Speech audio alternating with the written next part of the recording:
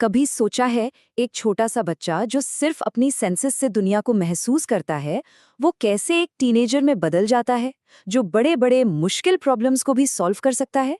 ये जो कमाल का ट्रांसफॉर्मेशन है ना, यही जीन पियाजे की थ्योरी का सार है। उन्होंने हमें ये समझने में मदद की कि हम इंसान सोचना सीखते कैसे हैं।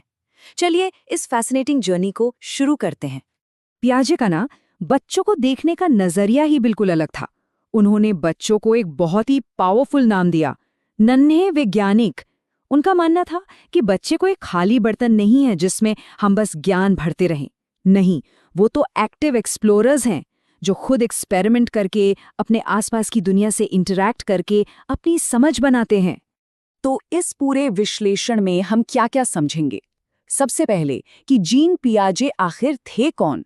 फिर हमारी सोच बनती कैसे है, बचपन के शुरुआती स्टेजेस क्या होते हैं, लॉजिक और एब्स्ट्रैक्ट थिंकिंग कहाँ से आती है, और आखिर में ये थ्योरी आज भी इतनी जरूरी क्यों है। चलिए शुरू करते हैं। तो सबसे पहले बात करते हैं उस इंसान की जिन्होंने ये क्रांतिकारी थियरी दी। जीन पियाजे, वो सिर्फ एक साइकोलॉजिस्ट नहीं थे, वो एक बायोलॉजिस्ट भी थे। और इस वजह से उनका डेवलपमेंट को देखने का तरीका थोड़ा अलग था। उन्होंने अपनी पूरी जिंदगी लगा दी बस ये समझने में कि बच्चे सोचते कैसे हैं। और सबसे इंटरेस्टिंग बात पता है क्या है? उन्होंने अपनी थ्योरी डेवलप करने के लिए अपने ही 3 बच्चों को बहुत करीब से स्टडी किया था। तो सवाल ये है कि आखिर हमारी सोच बनती कैसे है। पियाजे के मुताबिक हम सबके पास कुछ बेसिक मेंटल टूल्स होते हैं। चलिए देखते हैं ये टूल्स हैं क्या। सबसे पहला कॉन्सेप्ट है स्कीमा। इसे ना एक मेंटल फाइलिंग कैबिनेट की तरह इमेजिन कीजिए। जैसे हमारे दिमाग में एक फाइल है कुत्ते के लिए, एक फाइल है बॉल के लिए। जब भी हम कोई नया कुत्ता देखते हैं, हम उस इन्फॉर्मेशन को सीधा कुत्ते वाली फाइल में डाल देते हैं। बस यही है स्कीमा, अपने नॉलेज को ऑर्गेनाइज करने का एक सिस्टम। और ये सिर्फ चीज़ों के लिए नहीं होता, जैसे स्कूल जाने का रूटीन, बैग पैक करना, यूनिफॉर्म पहनना, जूते पहनना। ये एक डेली रूटीन से कहीं ज्यादा है। ये एक बिहेवियरल स्कीमा है, एक मेंटल प्रोग्राम जिससे बच्चा अपना काम आसानी से कर लेता है। एक परफेक्ट एग्जाम्पल कि हमारा दिमाग कैसे चीज़ों को ऑर्गेनाइज करता है।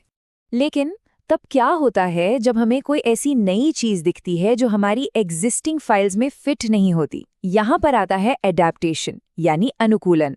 हमारा दिमाग ना कॉन्स्टेंटली एडजस्ट करता रहता है, और पियाजे कहते हैं कि ये 2 दिलचस्प तरीकों से होता है। तो ये 2 तरीके क्या हैं? पहला है असिमिलेशन या आत्मसातकरण। इसमें हम नई इन्फॉर्मेशन को अपनी पुरानी एग्जिस्टिंग फाइल में ही फिट कर देते हैं। मान लीजिए एक बच्चे ने एक नए ब्रीड का कुत्ता देखा, वो उसको भी कुत्ता ही कहेगा, सिंपल। लेकिन दूसरा है अकोमोडेशन या समायोजन। यहाँ पर हम अपनी फाइल को बदलते हैं या एक बिल्कुल नई फाइल बना लेते हैं।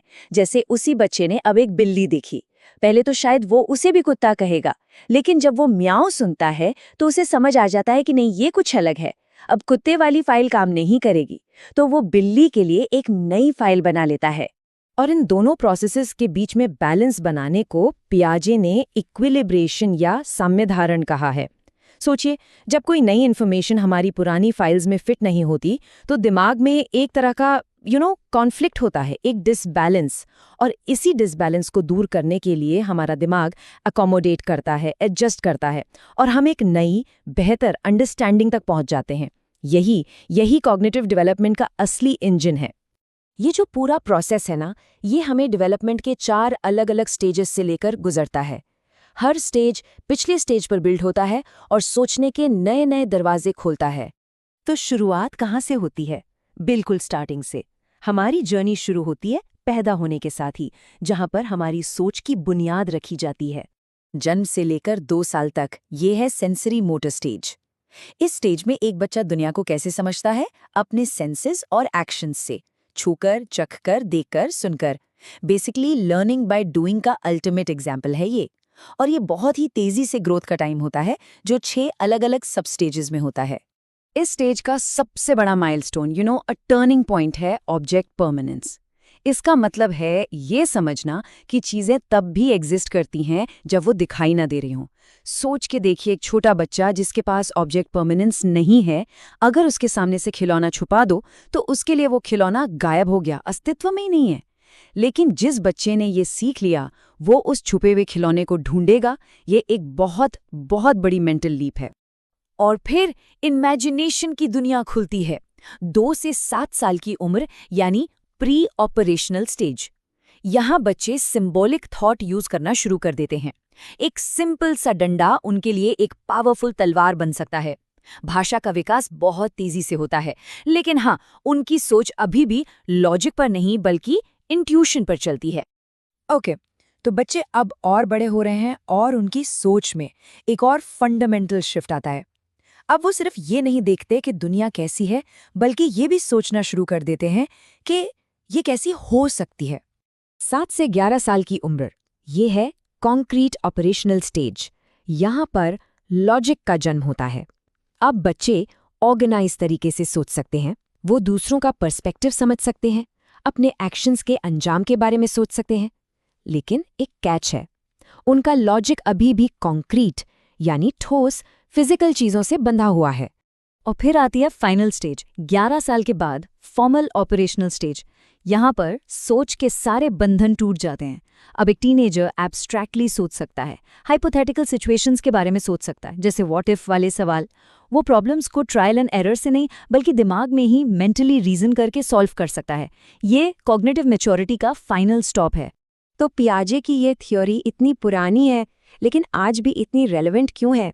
चलिए इस डिस्कशन को उनकी लेगेसी को समझकर खत्म करते हैं।